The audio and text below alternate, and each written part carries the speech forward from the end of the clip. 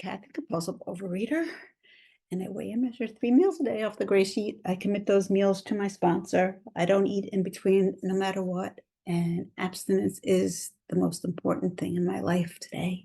And thank you, Tess, for asking. Sorry I scared you. But being 1 minute late is my on time. That's my on time. That's really early for me. But so nice to be on a meeting that I don't think I've ever been on before and don't necessarily know everybody. So I get to tell my basic gray sheet story, which is I've been abstinent since May of 1990. So 33 years, coming up on 34. Somebody I got abstinent with is here, which is really nice. And so I was 29 years old when I got abstinent, which is pretty young, fairly young. And however, I suffered for pretty much every single day of those 29 years before I got abstinent. So I am not somebody who can say they had a problem with food at age 20, at age 10. I've had a problem with food my entire life, as long as I could remember. You know, for my youngest memories, I had a problem with wanting to eat, feeling fat, feeling different, not feeling good enough. And I don't really know what came first, the feeling fat or the not feeling good enough, or the not feeling good enough and the feeling fat. But I was taught in Gray Sheet, I don't have to know. I don't have to know what came first or why, or honestly, I did some therapy after I got into regular OA, and I do believe that helped me to feel good enough about myself to find Gray Sheet and get abstinent on Gray Sheet. So I think it's really helpful, but it was not required to get abstinent to know anything other than how to use a scale and a tablespoon and how to use a telephone. So when I came in, I came into Manhattan at a really wonderful time. For Gray Sheet was thriving. There was a lot of young professionals that filled the rooms, and the rooms were really filled. They were like standing room only. And when I started, there was only meetings on Tuesday and Friday nights. And when I first got abstinent, it was all I could do to get from Tuesday to Friday without eating. It was very, very hard for me in the beginning. Oops, I'm all over the place because I'm tired. Let me start. So I went from age 0 to getting abstinent. I, was a overweight kid. I was an overweight teenager. I was an overweight college student. In college, I learned how to, had a diet, which made my disease, I think I was even more crazy than just being regular.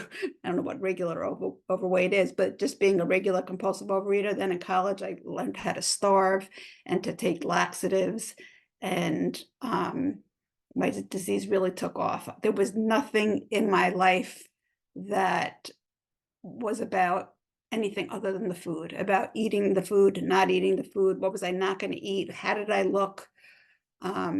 I used to take like 3 or 4 showers a day in college because I wanted to start my day over.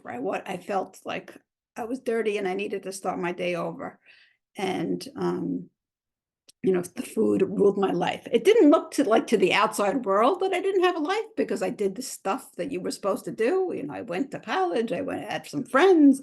I, did what people my age did, but internally and mentally, all I cared about was the food and the eating and the not eating. And that's really what my focus was 24/7, whether people could see that or not. I mean, obviously you could see when I was overweight, that was pretty obvious.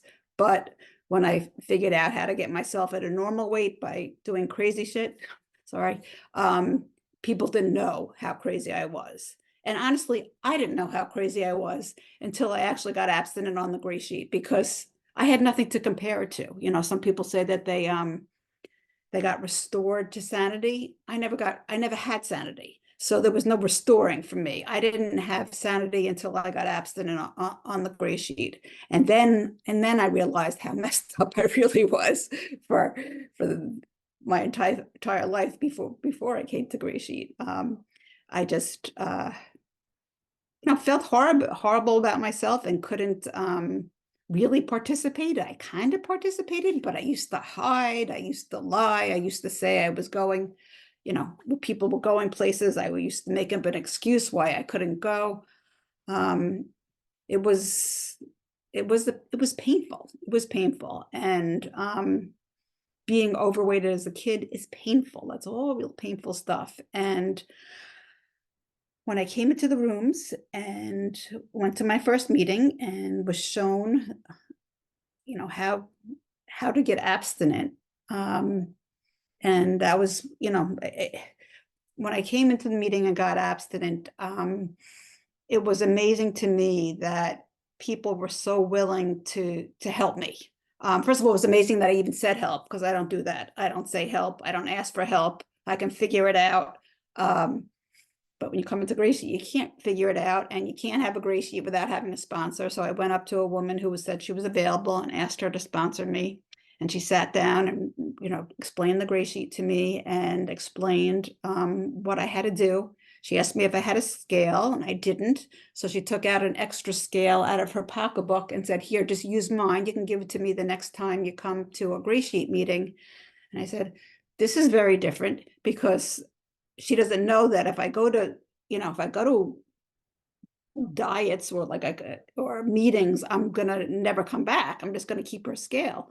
And I thought, I always think of that as kind of emblematic of what gray sheet has always. I've always seen a gray sheet is that people are very willing to help. People, if in order to help me stay abstinent, they will give me whatever they have. They will do for me whatever they can do. And I have never been in a situation where I've called somebody up and I had a problem with my food and they said, nah, I don't want to help you. Nope, sorry, I'm busy. And I've never said that to anybody who's called me.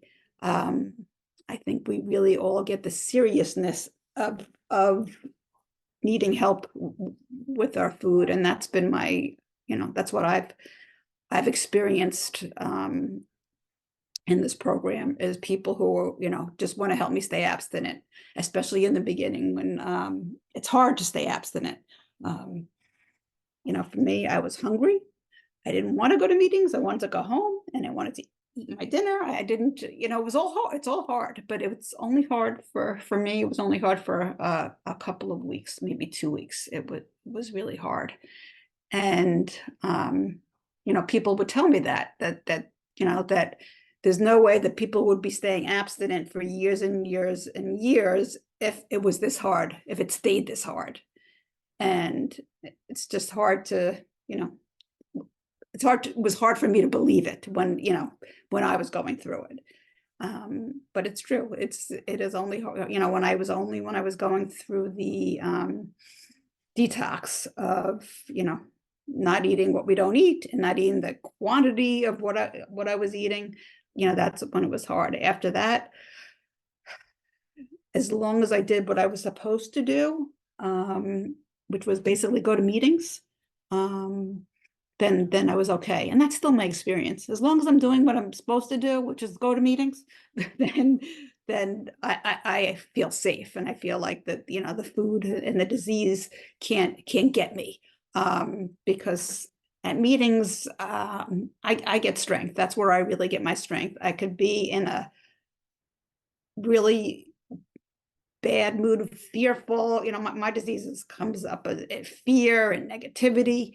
And if I get on a meeting, even if the person is qualifying, doesn't say anything about whatever issue I was worried about, it just magically goes away. Thank you. Nice to see you, Joe. It's so it's not really, especially now, it's really not that much to ask. Because when I came in, I worked in Long Island and the meetings were in the city, and I had to drive for 2 hours just to get to the meetings and then worry about getting a parking spot in the city. It was not easy.